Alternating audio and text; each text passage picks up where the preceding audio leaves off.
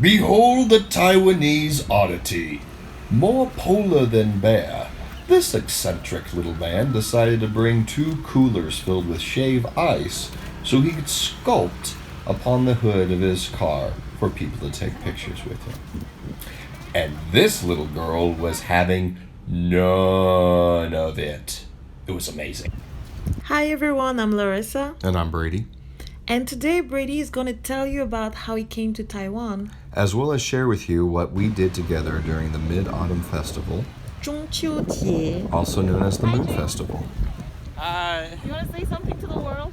No, No, no statement? just follow the light. Okay.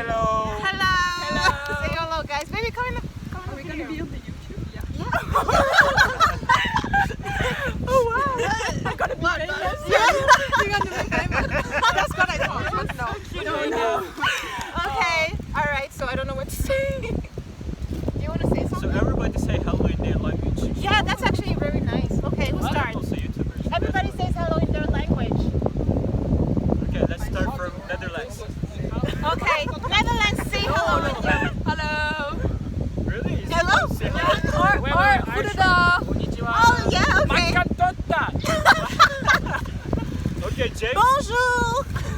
Oh, what's that? Bonjour. Say it? Without the air.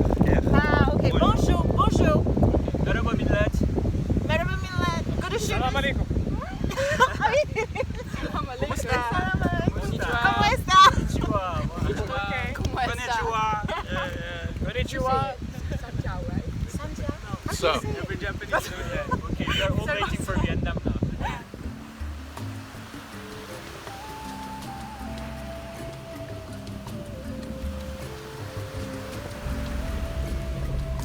中秋节 which loosely translates to the Mid-Autumn Festival, or Moon Festival, is a traditional festival celebrated by many East and Southeast Asian people.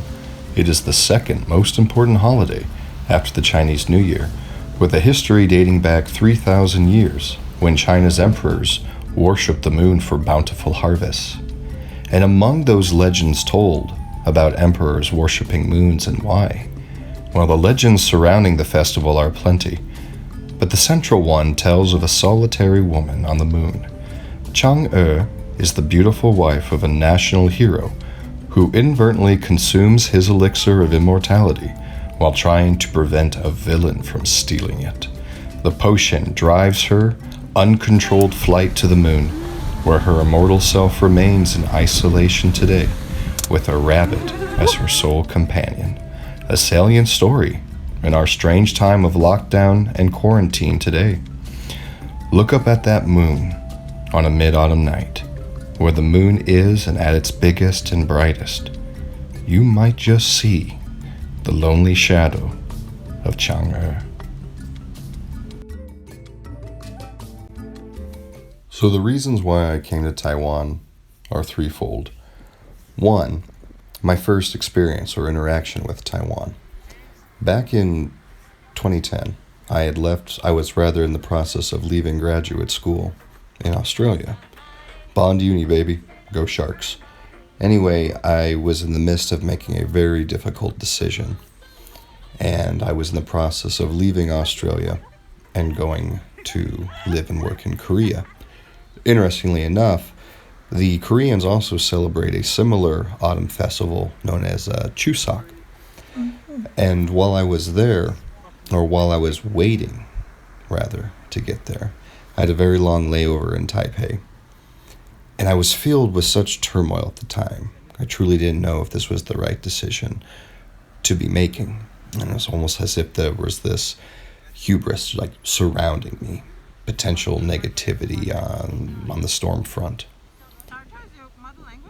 And I found myself in Taipei and just being surrounded by this sincerity and this kindness, this sense of welcoming. It was if the Taiwanese aura were so sensitive to my current situation that they were doing everything they can to project additional positivity, as if they were trying to say on a subconscious level,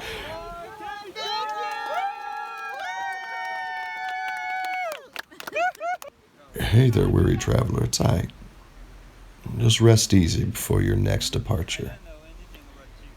And I realize how strange that might sound, but I swear to you that it is true. There was this great calming sense that I found myself at, as well as within. And I decided, well, if this doesn't pan out in Korea and Seoul, and if I were to ever try to do this again, I think it would only truly be done in Taiwan, because I feel very strongly that there's a calling for me to arrive here. So fast forward several years. I'm living in Atlanta at the time, and I get my TEFL certification teaching English as a foreign language through Oxford, the Oxford seminar programs.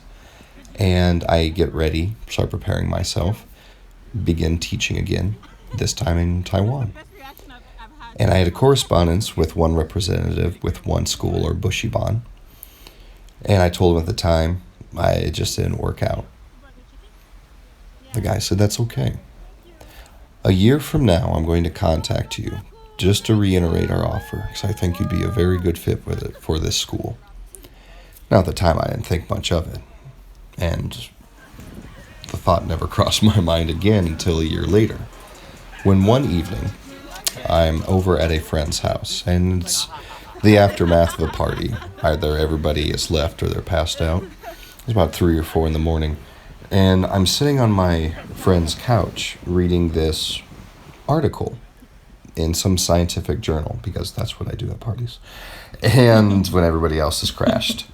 And anyway, so this article was about how scientists had recently isolated and identified the Wanderlust gene. You see, DRD4-7R gene is a gene that encodes the dopamine receptor D4.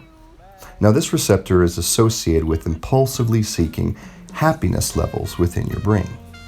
The gene responsible for this behavior can also be linked to an urge to travel. And a variant of the gene DRD4-7R is nicknamed the Wanderlust gene thusly, mostly because it's associated with curiosity and restlessness. And while I'm reading this article, I get an email from Mr. Leon Ranger himself, being true to his word, to the day. He sent me an email asking me, "We have another job opening in our school. Would you be interested?" And I took that as a sign. Now, on to the second reason. This one's not that entertaining of a story. You see, My employment at that time was I was working for a TV news station in Sioux City, Iowa. And I cannot say enough kind things about my crew at CBS KMEG Channel 14 and KPTH Fox 44. It was a wonderful experience, wonderful people to work with. The problem was I felt this longing to travel again, this hunger to be around diversity again, things that I really wasn't getting in Iowa. I just felt that as wonderful of an opportunity that the new station was providing me, I wasn't truly happy there because I was not outside of a comfort zone. I could see so much privilege being rampantly abused and ignored. I could see too few minorities and too few stories that I really wanted to cover actually making it, which really isn't about the decision makers at my station. Again, it was a very positive experience. Yet what was not so positive was some of the stories that I would see develop. And when you're at J school, one of the things they teach you is about that third party impartial view, not to get involved in the story. The story is never about you. Now, one can highly debate how much journalistic integrity exists within the media between the current president of my country and anybody with half a brain, superior than to the president of my country. You see, the great issue was I found myself being put in these situations where I could see the political climate changing. People that would say things in the comfort of their mom's basement, these keyboard warriors, were no longer feeling that same sort of shame. If anything, they were taking pride in being shameless. I felt that too many people were celebrating their ignorance. And it became increasingly more and more difficult for me to retain integrity and still be on the sidelines. So I decided I'm just going to do what's best for me. If even doing this job that I really enjoy, which had a lot of opportunity to rise through the ranks even, but I just felt like it was time. I just felt like it was time. So those are my 3 reasons why I decided to come to Taiwan. Thanks for listening. Be sure to catch up on our next few adventures. Be sure to like, Subscribe and all that jazz. Thank you guys. see you further on down the road. See you. Bye.